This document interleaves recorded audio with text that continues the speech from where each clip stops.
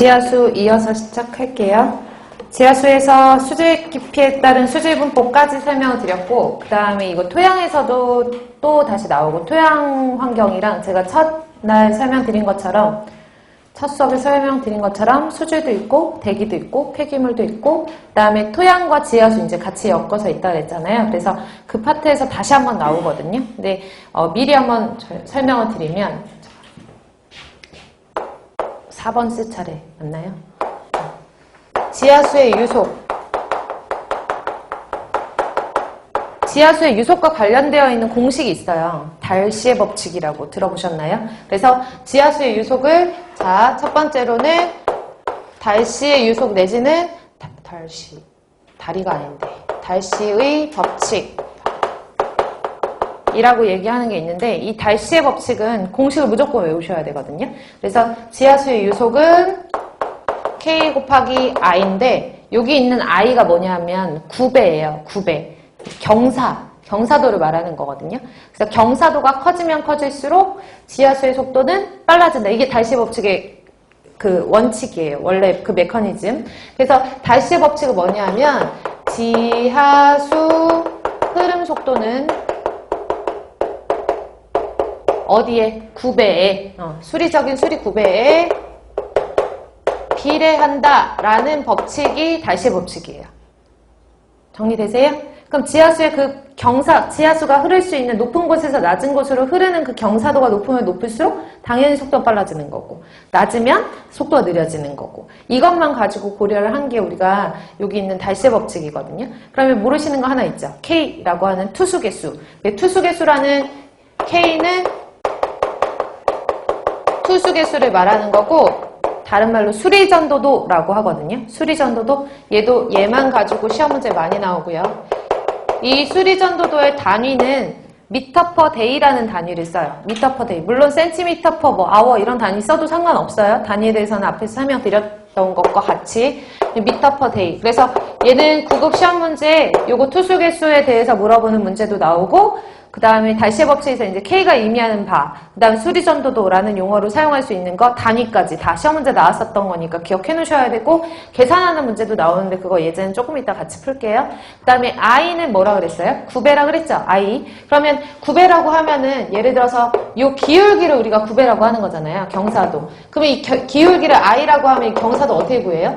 D, L분의 D, H. 여기가 H라고 하고, 여기가 길이라고 하면은 이 길이의 차이분의 높이의 차이, 이거를 우리가 dl분의 dh 경사도 9배라고 얘기를 하는 거거든요. 따라서 요 ki라는 공식보다는 길이와 그 높이를 가지고 계산을 하는 k 곱하기 dl분의 dh라고 쓰는 공식을 더 많이 쓰죠.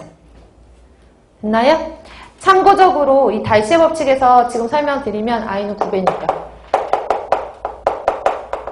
경사도.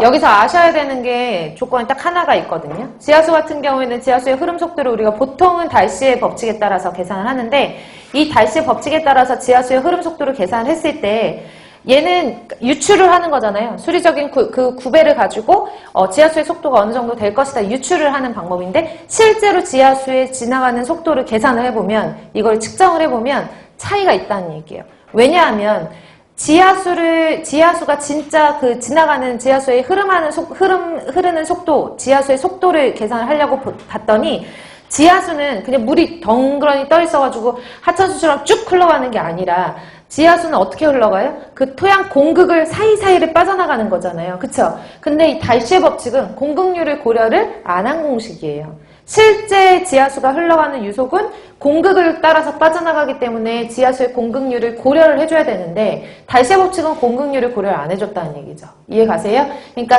참고적으로 여기서 달시의 법칙의 어떤 뭐라 그러지? 좀 적용할 수 없는 점, 단점 이런 것들을 보면은, 달시의 법칙은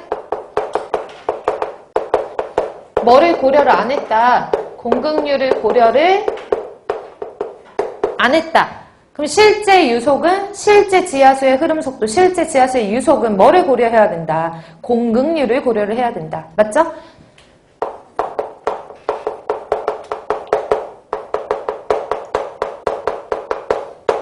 실제 지하수 유속을 뭐 선형 평균 유속 뭐 이런 식으로 표현을 하기도 하거든요. 근데 네, 실제 지하수 유속이라고 알아두시고 문제 나왔을 때 달시의 유속과 뭐 비교되는 게 있다 그러면 이게 실제 유속을 말하는 거구나 이렇게 비교하시면 돼요.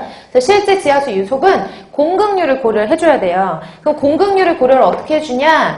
달시의 유속을 달시의 법칙에 따른 계산한 유속값을 공급률로 나눠줘야 돼요.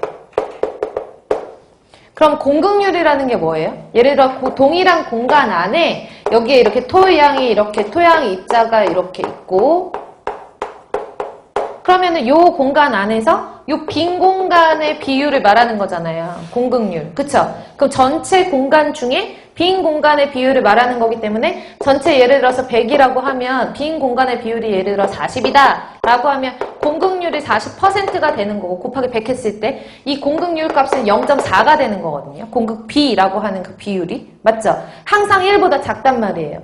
1보다 작은 값의 공급률을 가진단 말이죠. 100분의 40이면 0.4니까. 이해가요? 여기 있는 공급률 값은요. 항상 뭐보다 작아요?